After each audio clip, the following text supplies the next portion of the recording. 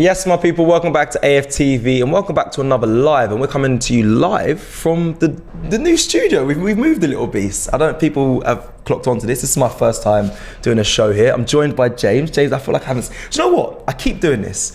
I keep doing live shows and said, I haven't seen you in ages. It happened with Turkish last week. I don't know if... Now I'm trying to think, is it a me problem? Have I been away too much? Or is it the other people being away? Whatever it is, I've had a great time. So. Oh, thanks. Thanks. Nah, of course, it's always good to see. It has been a while since we've done a show together. Yes. And I enjoy, especially when we have these ones later in the week, because we spend all this time doing these previews, combined 11s, predict 11s, whatever it is. You know, the real serious build-up. Obviously, you've seen all these super fan debate stuff that's been coming out. Yeah. And we get to have a little bit more fun on these. I get to talk about it in a more relaxed way. Obviously, everyone sends in their comments as well. So I kind of enjoy the nature of these shows. So yeah, they're always good fun. Love that, yeah, and like you said, it's nice to get people's thoughts and feelings as well, and towards the end of the week, and get you guys getting involved. So make sure you get involved in today's show. We'll be going through all the comments. Before we go forward, I do want to say that there's going to be a face-off video between an Arsenal fan over in New York and a Tottenham fan over in New York that's going to be released on the channel, I believe today, so look out for that. Also, I know you did a preview today with Robbie, so that's also to come out as well, so look out for that. I went and done Ask the Fans, not just the Emirates, but I went over to that smelly place, White Hart Lane. I spoke to some of their fans, which was, you know, quite risky, I must say, but fair enough. They were the Tottenham fans I spoke with were very just genuine and nice, and you know, they didn't attack me, so it was all good. It was good to get their thoughts and feelings. I also want to mention we've had some special guests in the AFTV studios recently, as you've probably seen. We had David Dean. We also had Alex Scott in today. She's promoting her new book, so look out for that. There'll be discussions and videos and content around that as well, so guys, look out for that. Another big interview, and I know you want to mention something as well before we kind of get into the news, James. I don't know if you want to mention that. What? Sorry, how not to be strong. How not to be strong. What did I say?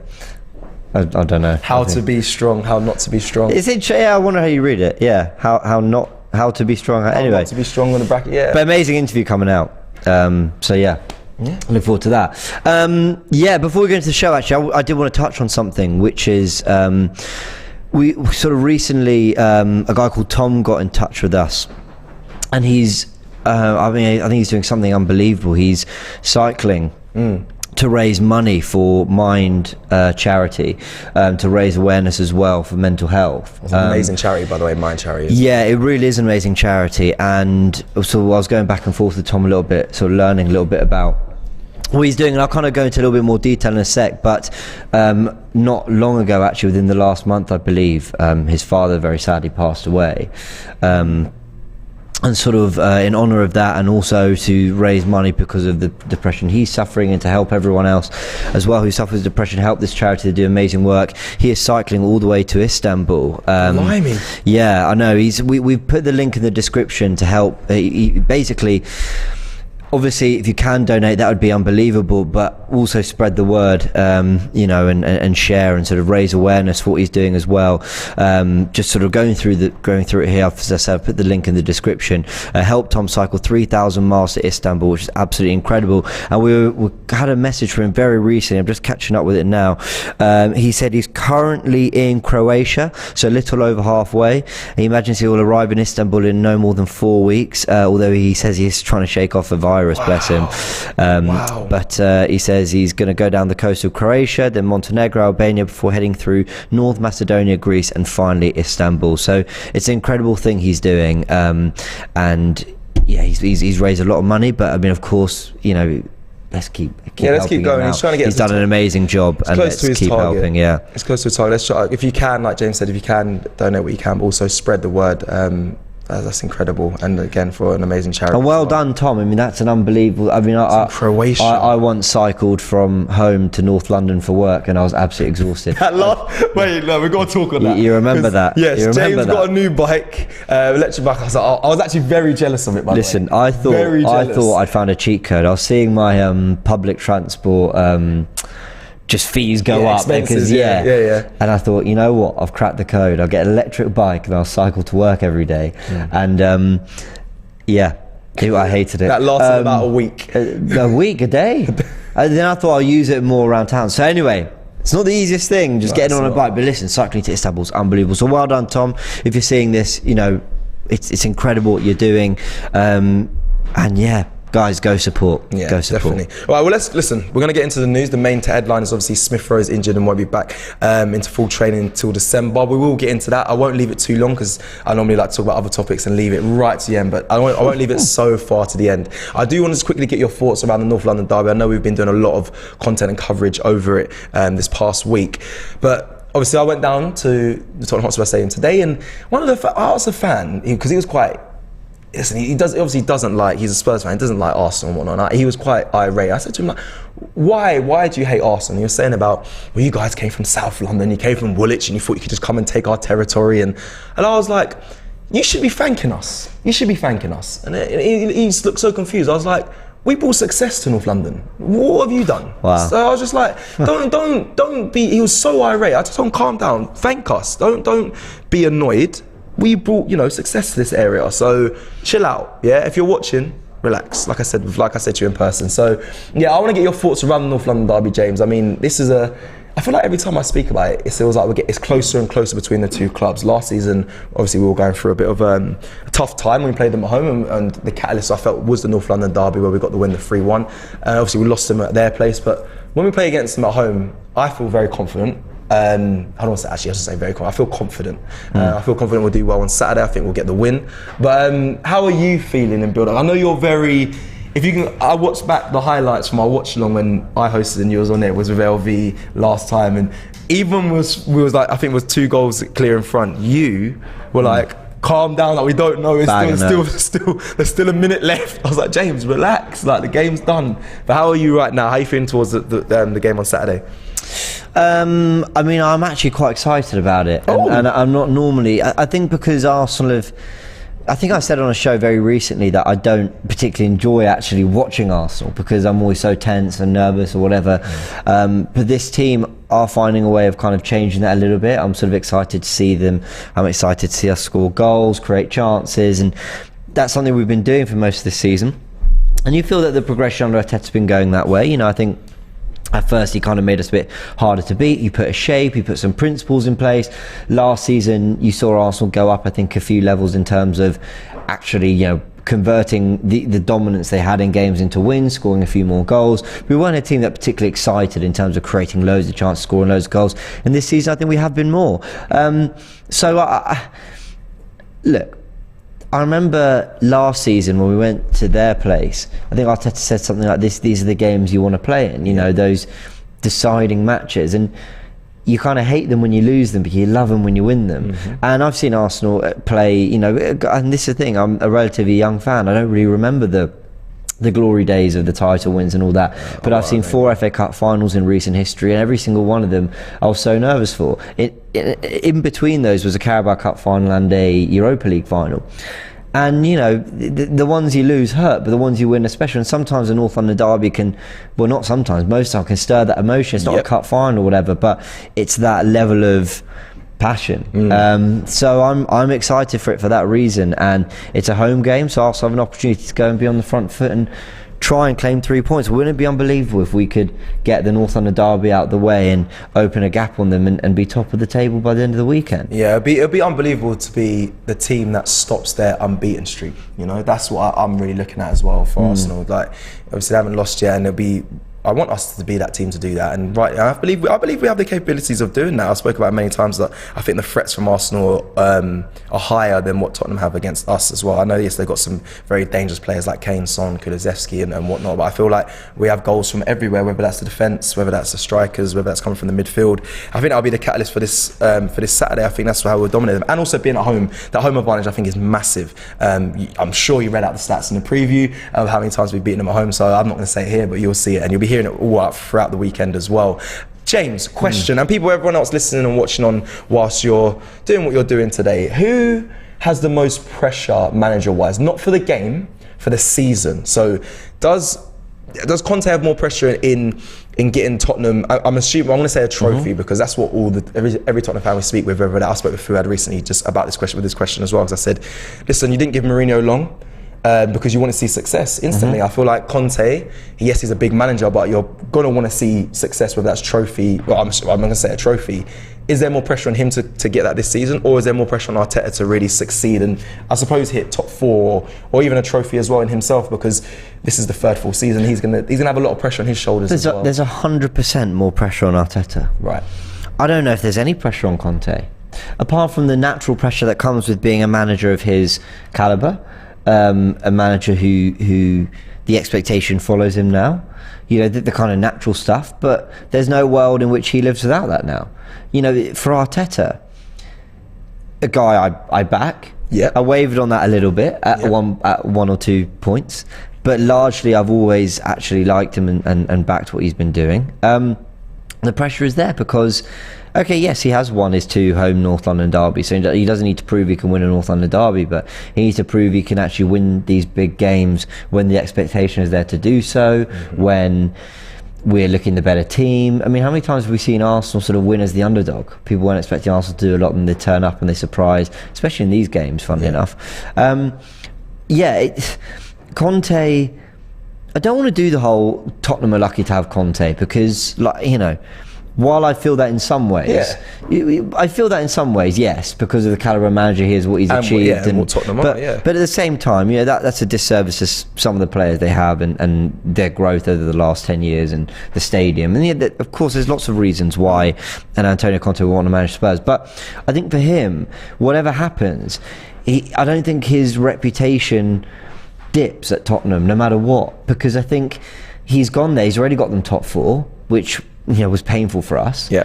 And he. What's the expectation? What's the task? That he wins the league? Not wins the league, but if it's to get top 4, he's done that. If it's to win a trophy and he doesn't, to win a trophy, well, they've been struggling to win trophies anyway. But surely he's been brought in to try and overcome that. I think Tottenham fans are dying to say that, you know, we've got a trophy on our belts. He brought them back into the Champions League, and he's been competitive at Anfield and the Etihad, and he'll try and kick them on. But if he doesn't win the league, then but Mourinho got into a final and then they got rid of him. So there's. But that was different. I think the direction of the team was definitely downwards under Mourinho. I don't think it was about they were playing terrible football and they were getting worse, blah, blah. Under Conte, I hate to say it, even though the football's not great, I do think they're getting better as a team and have definitely improved since he came in. So I don't think there is a lot of pressure. Is it to make them title contenders? Maybe, but is anyone really going to begrudge him if he loses to Klopp or Guardiola? No. When they've had more time, more investment, all that. So I don't think there's a lot of pressure on Conte at all, if I'm honest. Not even it could be a League Cup. But like, I mean, that's the expectation. But if he doesn't, I don't think it's like he'll lose his job. Right. I don't know. I think the pressure's on Arteta because he's been backed, because he's far further ahead in the process, because there's naturally bigger expectations that come with Arsenal than Tottenham, in my opinion. Tottenham fans might not like hearing that, but I think there is and should be because of history and all that. So yeah, I think the pressure's on Arteta. Yeah, for sure. But he shouldn't dwell on that either. For everything we've just said, he shouldn't dwell on that. Of course not. The team are in a great place. Enjoy it. That's what I want more than anything. I want this team to just really enjoy where they are and keep playing their football. That's how you get the best out of this team. It's why when we watched the All or Nothing documentary, I wasn't so keen on the speakers and the Anfield crowd and all that, because it felt like you were bigging it up more than you needed to. Like you know, the pressure is going to be there anyway. Try and let them enjoy. You know, there's a fine line, isn't there? But I think the pressure's on Arteta, to answer your question. Okay, thank you very much. What do you think? Someone's agreeing with you. Naga Feet Hope says, spot on, James, my G. Thank you. I was playing the other side there. I think massively the pressure will be on Arteta. I mean, if he doesn't get top 4, I know a lot of the fan base and even, probably even myself will be questioning him and saying, well, we might need to look for something different. No matter, granted, all the things he's done for this Arsenal side, change the philosophy, change the culture, change all of that. I think it'll be a big problem if we don't achieve top 4 this season. Whether that's through Europa League, winning that, or actually getting in the top 4 position. Can I read this comment from Tutor says, Conte absolutely has pressure. Spurs have been in the top 4 before, and all they want from their manager now is a trophy, which Conte is expected to get one. That's the feeling I get from their fan base. Okay, exactly that. You get it from their fan base. Yes. So follow me here. I'm with you. I think the pressure is on Tottenham fans. They can't do anything about it. But I think the pressure is felt by Tottenham fans. Yes. Not Antonio Conte, if that makes sense. Because Tottenham fans know they've got Antonio Conte. Yeah. They've had Poch, Mourinho and Conte. So they've had 3 top managers. Whether it's at whatever stage you got them, they've had 3 top managers. Yeah, facts. And they're trophyless. So I think the pressure is on them, like as a fan base. They're thinking it has to work now. We've got Conte. But he has to put pressure on them. I know Conte himself probably not feeling. He'll put pressure on himself as a manager and the elite levels and standards he has. But there's no pressure on him in terms of like I'm a failure if I don't do this. But fan expectation should be pressure for him. Yeah, okay, I guess there. Yeah, maybe I'm being too clever about it or trying to be. But I guess what I'm saying is I don't think he'll be thinking. With Arteta, I think there's a pressure in terms of him proving to himself as well and proving to everyone, I'm a great manager. I can get this Arsenal team into the top 4. I can get them playing football. I can build a young team that's got a future that maybe one day challenges for titles and all that stuff. Right. I think the pressure is on proving it to himself as much as it's proving to the fans and the natural expectation that's there. The only pressure on Conte is coming really from the fans. It's not coming from like the media in terms of you've got to prove yourself and you've got to. Right. Do you get what I'm saying? No, he's established. He's established, and he'll have his natural standards and passion and what's the word? I guess standards, but drive to do as well as he can. And that's where the pressure will be coming from. Okay. But if he doesn't get top 4 and doesn't win a trophy, Tottenham would be mad to sack him, in my opinion. I hear that, but I also feel like the pressure that would. I think that would probably get him out, if I'm completely honest. I think the fans should be I think they are applying pressure. When I speak with them, they want a trophy. That's what they want. They want to see that. And yes, it may take a bit of time from Conte, but I don't think the Tottenham fans want to hear that. I don't think they're going to give him that amount of time. But either still, the question was obviously on either him or Arteta, and I think there is more pressure on Mikel Arteta. But it's definitely a good debate, and I feel like there definitely is pressure on Antonio Conte. His character might be like, he's not. I also think their owners are more willing to pull the plug than ours. So I guess if you're looking at pressure from that angle, like it just depends how you're looking at it. I think their owners are more willing to. So surely then that means he has. There's an amount of pressure there. Though. Call me. I don't think he'd be that bothered. I don't think. Cool. I'll go Juve or I'll go wherever. That's him personally, though. But there's pressure there. He may not feel it, but there is a sense of pressure. Do you understand that? Yeah. In that sense. Yeah, I get what you're saying. I think I'm probably overthinking. I definitely am. I just think going into tomorrow's game, from a managerial safety in their jobs perspective, from a I don't know. I think Conte would be the more relaxed. Okay. I think. Yeah. I don't know. It's a good question. All right, Abdullah with a super chat. Thank you very much. Says Spurs won't be open like last time. They'll make less mistakes and sit back and try to catch us. We need to learn from United game and be patient going forward. Shref with a super chat. We'll get into that after. Shref says Arsenal need to be ruthless and calculative. Mikel needs to produce tactical masterclass. Remember Arsenal won FA Cup playing style similar to Conte. Yeah. Going 2-1, go for a 2-1 win, he says. Now we're going to talk about it. Just before I do, sorry, there's a comment from Super Silvino, great name. Says, sorry, I'm not just reading it because he's saying I'm spot says on. James is spot on. He does say I'm spot on.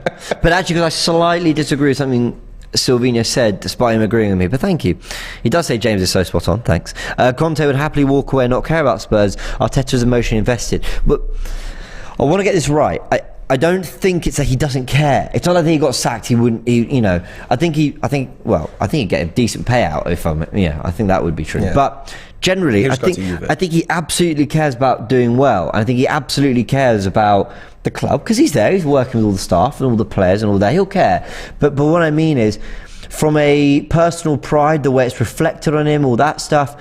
I think he'll go cool. I think he'd walk out unscathed. I think it could go pretty badly at Tottenham and he'll walk out like, well, it's Tottenham. Look how Poch did. Look how Jose did. Yeah, at times things were up, but they still can get a trophy over the line or whatever. So what reflection is that on me? So it's not affecting that's how we spin it. Fair or not, I think that's how it would be spun. Right, I think that makes sense. And I don't think that would necessarily be fair because there's been some backing and there's some very good players there that should get over the line. But that's how I think it would be looked on. Whereas I think if Arteta can't do it at Arsenal, whatever doing it means, They'll point to the money that was spent, the time he was there. You're the heir to Guardiola, all this stuff, you know. The players as well. Do you know what? I think Conte feels some sort of pressure because of the players that he has as well. I think Harry Kane, a prolific striker, and how good of a striker he is, that for them not to achieve something with that, I mean, he's probably not going to care, but if I was Harry Kane as a player, I'd be thinking, boy, I've wasted all my years here and not won anything. I've had great managers. I've been the best I could be as a striker, and all I'm coming away with is a few golden boots. I think that feels like a pressure on Tottenham fans more than it feels like a pressure on the club, let's say. Yeah. Not really Conte. Interesting. That was a good debate. Well, thank you. This is good. Look at me saying thank you, everyone, for getting it. Well, no, I was also told I was waffling, so it could be. I don't care what they don't know about. They say. We are going to go into some more talk. Obviously, the Arsenal, the North London derby. I know you want to talk about the players that are fit. We will get to Emile Smith-Rowe, but there's been a big boost. Now, I'll be honest, I haven't kept up massively. I know who's available. Who's been changed. I have, because it's my job. I recorded a preview. It's my job. Don't know what you're doing all day, Sess. Been busy. But yes, I know Thomas Partey. I've got it here. It's a big name. Yeah, Partey expected to be fit. We obviously know that he pulled out of the warm-up for the game against Brazil, Ghana. Apparently that was a precautionary. I actually don't know if he played in the other one. No, he didn't. He came home. He came home. I don't know why he went. I don't even know why he went. Like, he was injured before. I don't know why. I mean, I understand why Ghana would want to give him minutes. You know, they've got their own angle on all this. But he had niggles before he went. It didn't make sense for him to be. Anyway, that's. I understand why I want him there, but I don't know why. Tierney's expected to be okay. Obviously, he had the head injury. Yep. Nelson, Zinchenko, Odegaard as well should all be okay. El Nene's got a hamstring injury. Cedric's got the knock, and of course, the big news is that Smith Rowe's got. I think he's had surgery, I believe, on his groin. And what was interesting, I actually need to do my research on it properly, but I think it was a growing pain issue. This isn't like an injury. I think it's like he's not injured that part of his body, and it's like recurring or whatever. I think it's something growth related. Okay. I think Dr. Raj Brar described it as like Osgood Schlatter, but for your groin. Yeah, I think he described it. You didn't have Osgood Schlatter? I used to have it in my knee. I had that when I was growing up. I had something similar, and I think it was more tennis related. Yeah, that's when I was that gangly. I was very young. I remember that, very gangly. I remember being. It's a really when it's described to you, it's a really horrible. Yeah. But you got to look after it. I'm wearing insoles at the moment because I've got a tendon problem. Genuinely, do you remember I told you I was going to go physio? Yeah. I can't believe you just admitted. Not that I admit, but it's giving them the whole physio breakdown. Health breakdown. So I'm wearing them right now. They feel really weird, but they help. Are you walking heel through to toe and all that? I don't know about any of that, but I know I've got to roll a tennis ball under my foot every now and again. Is it because it gets tight? Is that because it gets tight or not? Oh, that's a golf ball. Sorry to release It's inflamed or something. Anyway. Yeah, we learned. But anyway, that's very boring for all of you. But the point is, it's some injuries. They're like they build over time. They're small little things that are to do with the way you move, you walk, you grow, the habits you have in your daily life, how much you're playing sport. Tennis elbows, and when you're playing regular tennis, you get like a tendon pain. So I don't think it's like an impact injury or something. I think this is something that's actually required a little bit of genuine maintenance and care and time, you know, with the experts to try and fix. And there was a hope that he'd be able to push through it, apparently, according to some journals. But they've decided that surgery is the best course, and it's looking like December he'll be back to full training. That is, people, we will get to that towards the end of the show, but full training, which means he probably won't be back into the side in January, which we're going to discuss the impact that can have on the player, because that's been when the January window is open. We'll also be looking to strengthen that in that position, considering he's only just returning. Or will they say, you know what, let's just stick with Emile Smith-Rowe, he's going to be back and he's going to be vital towards the second and latter stages of the season? Or will you be looking to strengthen? Because right now I feel like we need a winger, but we'll get to that. Let's go to quickly Cedric, because Cedric, I think that's a new injury as well, and I feel he was back, but he's picked up another knock, which is a shame. Which is a shame, because it feels like he was kind of trying to make his way back into this Arsenal side as well, a player that's going to want to be competing for that position, and has competition in that position, but now a massive setback for him. So as well as Emile Smith-Rowe, who was kind of on a journey back in, now a big setback. So I hope they do recover quickly and it doesn't affect them too much mentally. Because I know how difficult it can be as a player trying to get back into a first team side that's on its way thriving. Can I just address a comment? iGamer, he's told me to stop waffling before, and this is his second one in one stream. But I'll entertain the debate because he asked a good question. Go for it. After telling me to stop waffling, he asked, how can the pressure of the club not translate to the manager? Which I think is a fair question. That's a good question. But I guess I'd put it back this way. can Tottenham Hotspur rip it all up and go about their lives? Okay, just say, you know what? Don't want to be a football club today, and then get on with their lives. Well, any club could do that. They could do that, but they're not good. That's not going to happen, though. They're never going to do that. Yeah, and that's not going to happen. And that's the answer.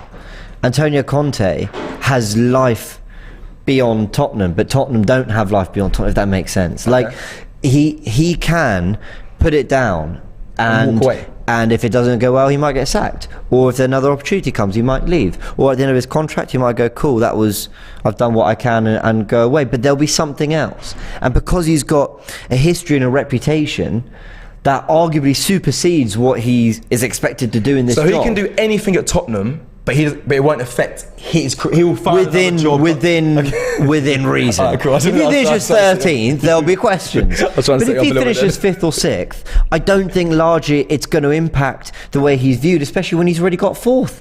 When he came in, only got 2 signings and got 4th already. Mourinho got him to a Champions League final, James. Poch did. Poch did, sorry, got him to a Champions League final, and then... Yeah, and what was the narrative? I'm not saying this, by the way. I'm actually kind of defending... Well, I'm not really defending Spurs here, but what was the narrative is what an unbelievable achievement was, because no one expected Spurs to do it. So they're not expecting them to necessarily do it again.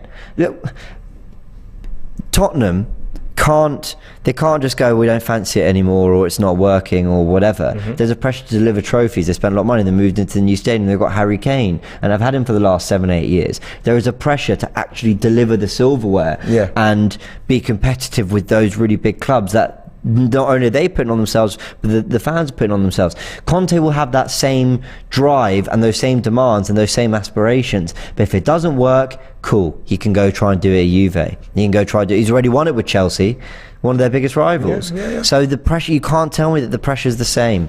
He won't be feeling the pressure to succeed that Daniel Levy will be feeling, in my opinion.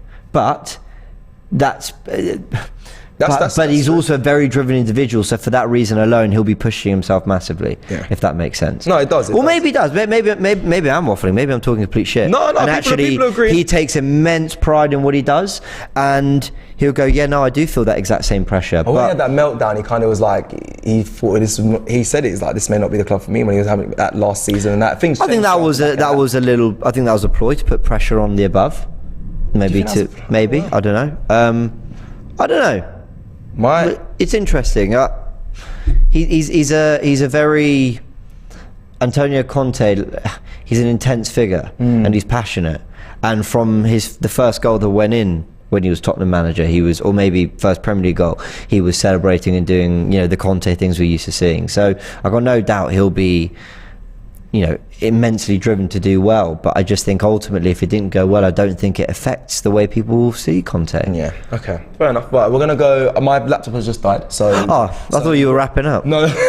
So when there was another super chat that was just up a little bit. If you could find out, we'll get back to the comments in a second. Yeah. I do want to talk about. We were talking about the obviously the North London derby and the players that were returning. Out of those players, who is the biggest breath of fresh air that they're now back, that they're going to be potential candidates to play in this North London derby? Because for me it's obviously Thomas Partey, but for you, who is it the same with that? Is that the main player that would need? Because when I heard he was back, it was a big sigh of relief. If he's not in that side, boy, I don't know what happens. I mean, he wasn't there for the North London derby when we played against them at their ground, and I think that was obvious. It was very clear. I think that it affects us a lot, and now that he is. I don't know if he's gonna start. I'm assuming he will do. But yeah, now that I know that he's fit, that is a big boost to my confidence going into Saturday. Well, with Partey, there's more.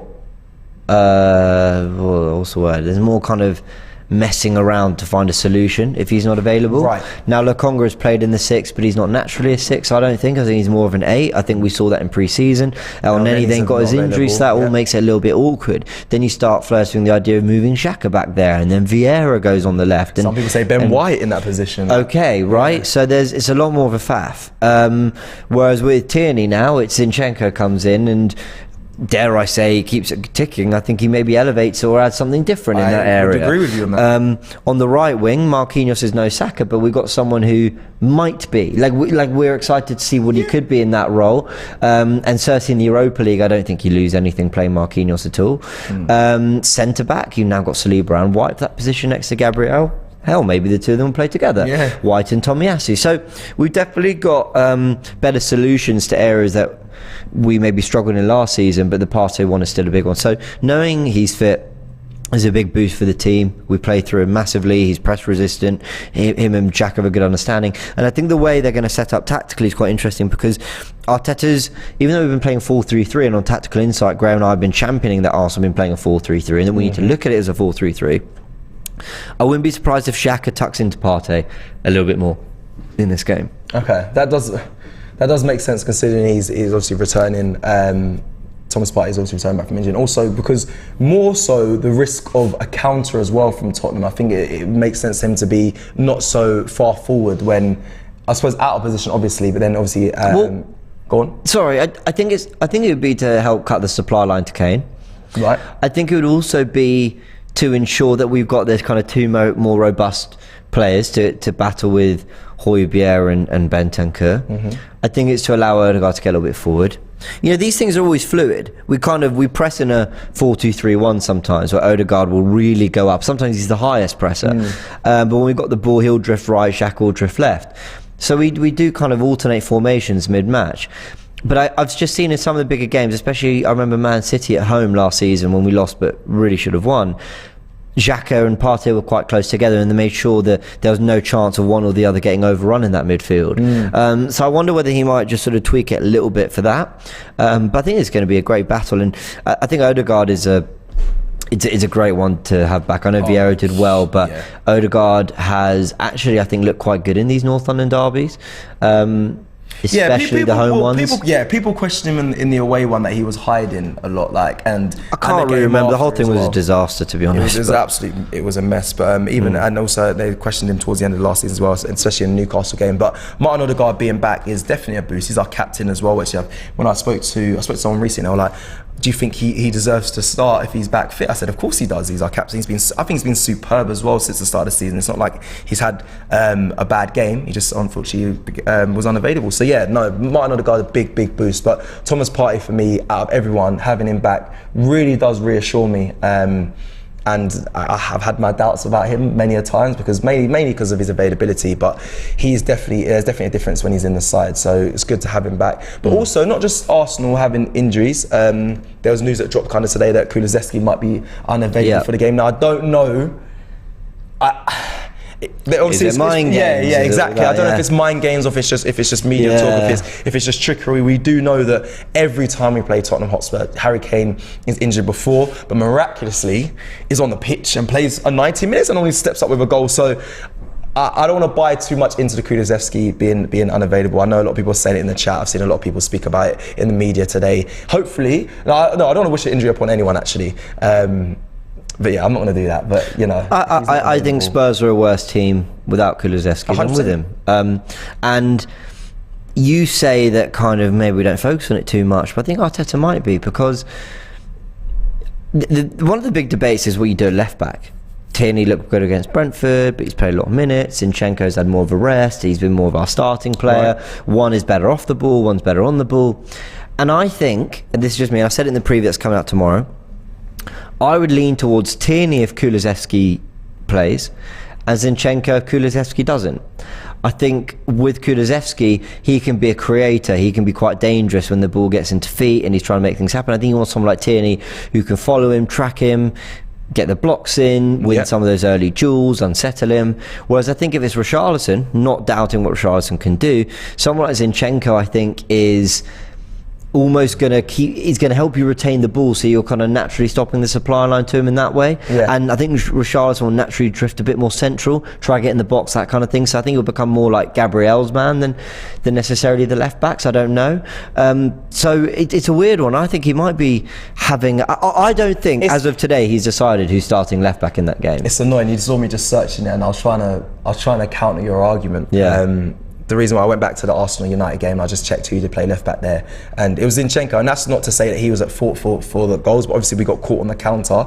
And if you're looking at it, you'd say Zinchenko is obviously, he's, like you said, better on the ball. He's more of a forward-thinking player. He's going to be more, when it comes to positional play, he's probably going to be more the one to be let free. But for games like Spurs, like United, counter-attacking teams, you're going to kind of want someone more disciplined in their position who wants to enjoy it, loves to defend. And I normally always pick Zinchenko ahead of Tierney because I'm a big fan of Zinchenko personally. I think he elevates the side. But for this game, you might be onto something with saying Tierney in a position. If Kulusevski plays, it's a little part of me. A little part of me goes back to something I said about Jesus, Saliba and Zinchenko almost coming into these games without that fear that kind of plagues a lot of Arsenal fans and players, which is, you know, the North London derby, it's a big game, Palace away, that's tricky, all these things. You saw how Saliba was very not asked about his man of the match performance against Palace.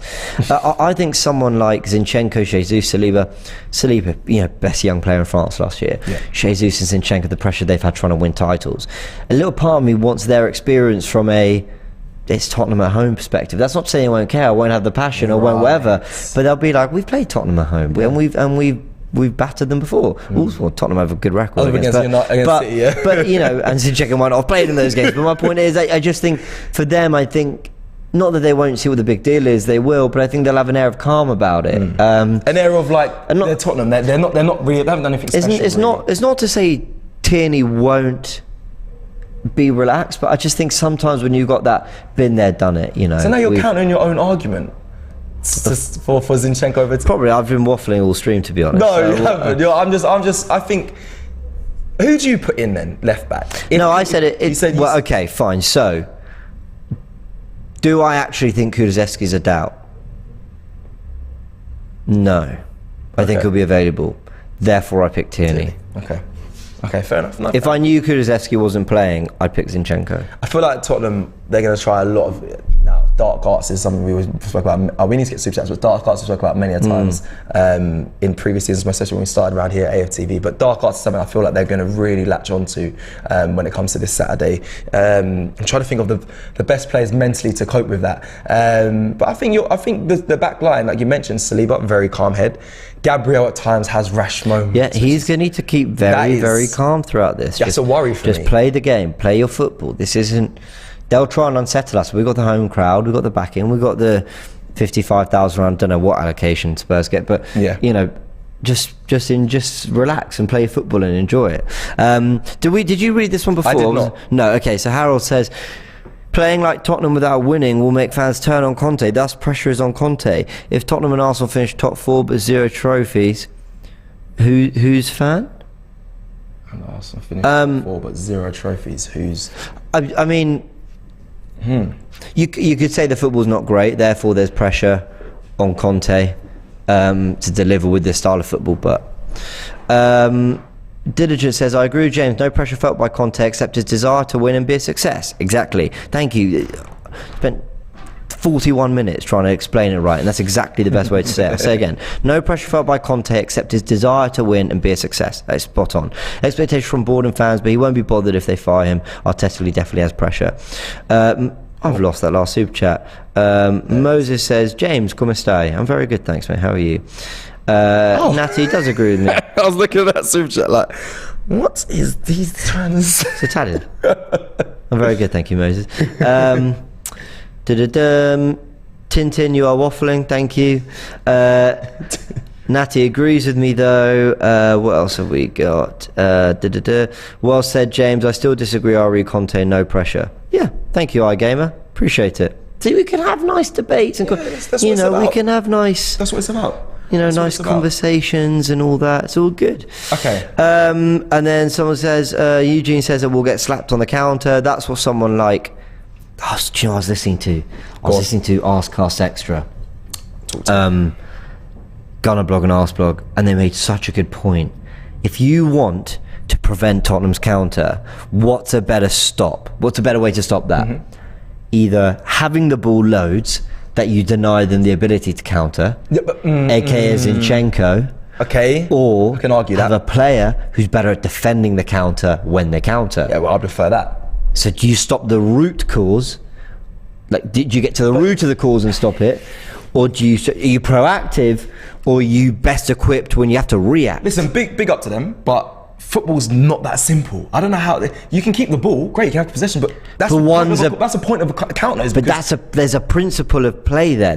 You don't have possession for 100% of the game. So there's that argument. But if you look at Man City, they defend by having the ball. But they get counted on. Tottenham go there and counter. Not as much. They've been so much better. Now, recently, you watch City go, we're just going to keep the ball and kill the game. Because look at Arsenal Brentford the other day. They had the ball, but they weren't necessarily trying to score. They were just, we'll keep it, we'll move it around, we'll bore you to death, we'll lull you into a false sense of security. We'll just, we're just going to dead it. We're just going to kill it. There's levels to that, though, James. Brentford is Brentford. I hear that. But Tottenham...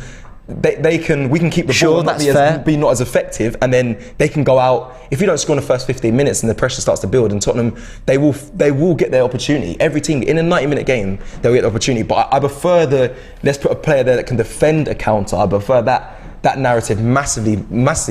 So, and does Arteta be more? Does he put the back line more deeper? I think the question is more: do we think playing Tierney over Zinchenko means we actually won't be able to dominate the game as well? So if it is that, we won't be able to have as much of the ball, we won't be as free flowing in midfield, then that's a fair question. But it's kind of how much you think Zinchenko adds in terms of ball retention, in terms of composure, in terms of all those things. Definitely does. But I would prefer a Tierney who's I think he's better defender when it comes to actually defending the ball. I think he's the man to go in there, and he's more. Yeah, he's less counter-attacking resistant. I think that's not really a word, but I think he definitely is. And again, it also goes down to Mikel Arteta and his tactics. I think he's going to be aware of what happened at United and think, you know what, maybe we were playing quite a high line. We were... And you know what? I'll take my hat off to the Arsenal team, because, and I know Lee mentioned it, I think we played very well at United. We played very well. It was very unfortunate that they caught us on their counter-attack. And I think they did so because Arsenal felt like they were playing very well. I feel like we did. I feel they were very confident in their attacks. I feel like the back line. That's a great example. That's what it is. I feel like they pushed higher because they felt comfortable at Old Trafford, and that's how you get caught in a false sense of security. You feel like, yes, we're going forward, step up, and that's how you get counted. But I think the team will be very aware of that playing Tottenham, especially at home or away, but home this Saturday, and I think they'll deal with it a lot better. That's something I think they would have learned from United. So I would go with a more defensive-minded back line, and I hope Arteta does change the tactics for this Saturday. But I do want to discuss Emile Smith-Rowe a bit more, and kind of your thoughts on him, James, in the sense of him being injured. We shouldn't worry, but should Arsenal, if you were there in the club, do you think the conversations will be a recurring injury? Yes, they may have had surgery to try and prevent that, but he's going to be back around the January time. Should we be looking to really fill that spot, maybe for cover? Obviously, Martinelli is there. There is cover for Odegaard and with Vieira. I know that's not been Emile Smith-Rowe's main position in the 10 recently, but he has been playing on the left, but he can play there. Will they be going into the January window looking to strengthen? Because really, they should be looking for a right winger anyway, in my opinion, in January, because we need to strengthen that side anyway. But now that Emile Smith-Rowe is obviously injured and returning, should they be looking for a winger that can play both wings and upgrading that position regardless? So the answer is yes, but not because of Smith-Rowe's injury. Okay. So I think we need a midfielder and we need a wide player, but I think that's because we need depth and we need options, and we need to let him relax and come back when he's ready. He's shown he's a very good player. He's got very, very good potential. We all like Smith-Rowe a lot. I think there's fair questions around actually what his best position is. Yep. I think once he finds that refinement in his game, we'll kind of understand more. I think he's a Jack Grealish type. He's a wide creator. He'll stretch the pitch, but he'll kind of find those kind of late runs into the box where maybe... He stepped up with goals a lot last season as well. Yeah. I think he's more of a ball carrier than a passer. I agree with that. But he's got, he's been very unfortunate with injuries, and he actually did have a spell where he was very available. And actually, the injuries he did have didn't keep him out for long. This long-term injury is kind of his first in a while, from what I remember. Just go away, rehab, relax, take it easy, and come back for the new year, because we're going to re-need him in the new year. 100%. If my God, we should make it to the Europa League knockouts, then there's going to be a lot of football to be played there. I absolutely have aspirations for a run in the cup and both cups. Yep. We haven't even kicked a ball in the Carabao Cup yet, which is strange for this point in the season. Yeah, is that, that's probably we would have at least played one game maybe, but no, we haven't yet. So just rest and relax and take it easy. I actually tweeted earlier today what the current available squad is for these 9 games. Please do let us know that. Why people in the comments are saying about Reece Nelson, we're forgetting Reece Nelson. What about Reece Nelson? Yes, I do hear that. Yeah, but it's on him to. Sorry, this is going to sound very harsh. No, it's not. Respect to the guy. No, this is the reality of football. Because I know you're trying to be not political, but you're going to try and be kind. To be fair, I'm aware there's like a human being behind all this, which is fair. But the reality is, he needs to make us put his name in these conversations. Right. Play really well in the Europa League. Whatever appearances come from the bench, impress. There's a reason he was kept around, and we'd heard even before the injury that he was going to be given another chance. So go show everyone why you're still here, because he was so highly rated at one point. So massively. I hope he makes it. He's the kind of winger profile wise I really like. Can play right and left. Got a very decent delivery on him. Pacey, skillful. So I really hope he kind of comes through and actually has a little bit of an Nketiah trajectory where he will go and do a podcast, say I've got the ability, I want to get and then does really well. Give me the minutes and just but flies. Who delivers when actually called upon to play more regularly when those first teamers? That would be very interesting. I always think it's harsh putting players in when there's been 9 changes and it's the Europa League and it's all a bit. Turkish said it in the stream I did with him the other day. Our worst performance of the season was Zurich. And why? Because we made all those changes. But that should have been the easiest on paper. But also as well, for a player going into that game, you kind of know that, not that it's a nothing game, but you feel like that fringe player. Some people have different mentalities, but a lot of footballers, especially I speak with, say like, we're getting played because it's a fringe game and no one's really caring about it. I know it's an Arsenal Football Club, but that's, as a player, you feel like you're a side piece, and that's not always great. But again, like you said, for a player, if you get that opportunity, that is your time to thrive and really make it known that you can play in the first team. Before we get to the available players, I've just got a little question throw out to everyone. I like you guys to drop these in. Out of the 3 players, Martinelli, Saka, and Emile Smith-Rowe, who do you believe will be here the longest out of those 3 at Arsenal Football Club? Because a lot of those have been not linked to other clubs, but managers flirting with them and whatnot. Who is, because Emile Smith-Rowe's injury for me was always Emile Smith-Rowe, but now it's of the past couple of weeks, it's changed. People in the comments are listening. Who is the player you think will last the longest at Arsenal? Oh, it's a sad question. It is a sad question, but it's listen, you see Liverpool flirting with Martinelli. You see, though, the Smith-Rowe injury could not hinder him staying at Arsenal, but it could. They might look on. There's an argument for all 3. There really is. Martinelli feels the most linked away in terms of like the Klopp stuff and whatever. Agreed. Smith-Rowe, you're right to mention the injuries. Could that hamper? Saka is, I think, seen as the best of the 3 right now, the one who's most in the media. And he could potentially not outgrow Arsenal, but he could depending on how seasons go, he may want to go to the next level, if depending on I think Saka stays the longest. Oh, that makes me happy. Sorry, I don't know why. No, you haven't got the answer. You haven't got the mystical fortune ball that says. I hope they all retire at 37 together. That would be lovely. And that's an interesting trio because they saved Arteta's job when the 3 started together against Chelsea. When Arteta was basically like beat Chelsea at home on Boxing Day to save your job. I mean, those were the reports, weren't they? My reason being is. Listen, I don't think any of them are going to have short careers at Arsenal. I'm really confident that they're going to be here for the long term and be a part of something special, hopefully. So I love all 3 of them, and they're going to have a big part to play in all of it. But for the sake of answering your question, you can't look past Smith-Rowe's injuries and wonder whether that's going to maybe lead to a loan one day, or maybe it just doesn't quite work out and there's some sort of value there. I don't know. It's a shame we have to talk about footballers in that way, but it's true. And then Martinelli, I'm going to be really honest. I see Real Madrid or Barcelona dumping 80 million on him one day. That hurts me, but I think he's gonna. Do you know what? I think he's unbelievable, or will be unbelievable. Yeah, I think really rate his potential so highly. I think Emile, I never thought this a few weeks ago that Emile Smith, or months ago, that Emile Smith-Rowe would be the player I think will we've got a poll going. Thank you very much, production, for putting that in. But I think Emile Smith-Rowe will be the one. To be the first to go. I think Saka will stay longest as well. I think Martinelli, now with like the Brazilian players around him, and I feel like it's a really feel-good place for him personally at Arsenal Football Club. And I also think he has quite a high ceiling.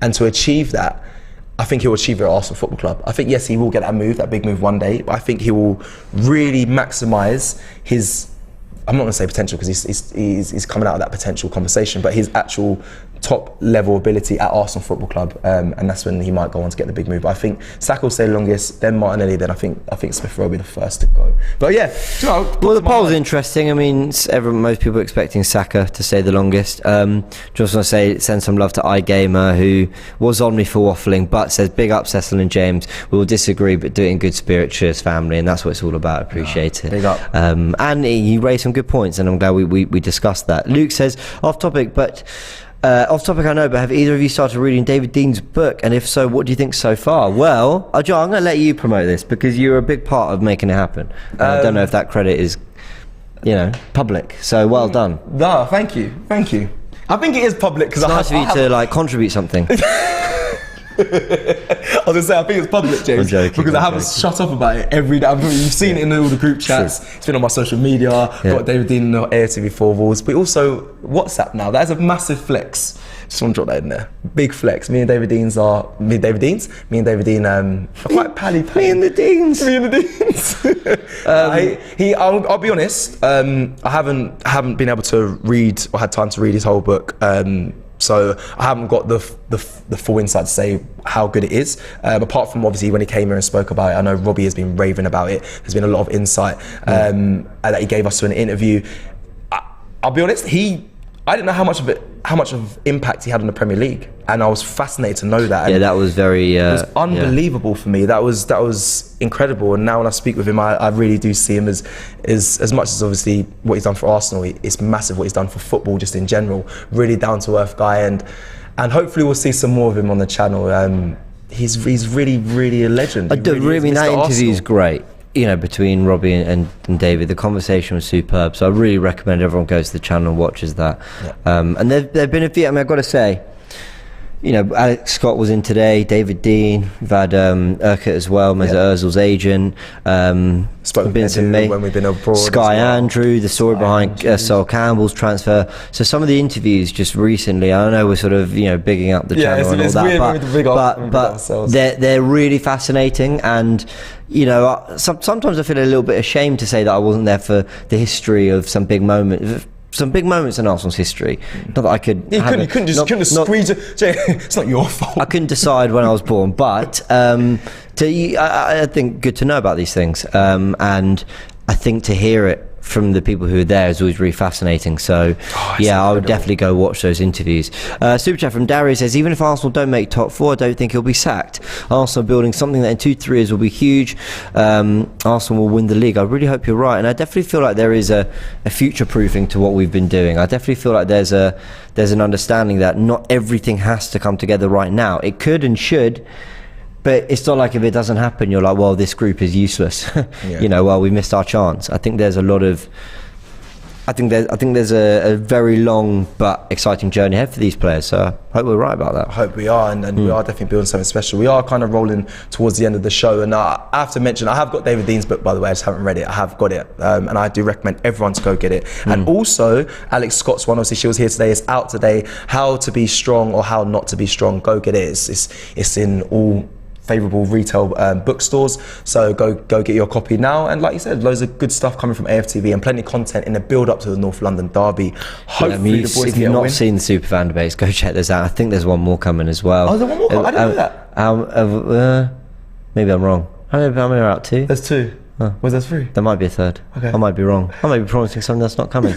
Is there? Oh, we've just had it confirmed from production. There is a 3rd Superfan debate coming. Lovely. So comes out 11. 11 tomorrow. Aren't you lucky? Combined 11. I don't know if it's out at 11, but it's the combined 11. Combined 11 will be out. Coming tomorrow. Make sure you check that out, people, on the channel as well. And we'll be here for this Saturday covering the game, obviously with the watch along. Robbie will be at the ground at the game as well. And James, you'll be with me on the watch long. I feel like I don't want to end the show, but it is time to end the show. It's been I've got a train to catch, so if we could. Yeah, so do I actually. No, love to all of you sending in your comments and everything, guys. And 2.3 live watching. Thank you to all of you who've tuned in. 60% voted Bukayo Saka to stay the longest. That'll be interesting. Smith Rowe, the fewest votes. Interesting. And I just want to say one last time, I broke it down sort of better at the start of the show, but go either donate if you can, mean the world, or at least support. By sharing and raising awareness for Tom's cycle to Istanbul. Again, everything's in the description below. He's cycling to Istanbul. He left the UK, doing the cycle. He's now in Croatia, and he's raising money for mind and awareness for mental health. And it's just an amazing thing he's doing. I think these things are really important. So, yeah, iGamer says get the bicycle out, James. That would be a struggle for me, but immense respect, because that is, I mean, saying it's not an easy thing to do is putting it so mildly. Yeah. It's an unbelievable thing to do. So yeah, incredible. Massive well done to Tom. Well, people, thank you for watching and getting involved, and all that's really left to say is come on, you Gunners, this Saturday, let's get the win. One more live show tomorrow. Yes, but I won't be there, so everyone not? watching, I might be, but I'm just going to say that I won't be, so put it into the universe. I'm joking. Big up everyone, and hopefully we stay top of the table after Saturday. Come on Arsenal. Take care.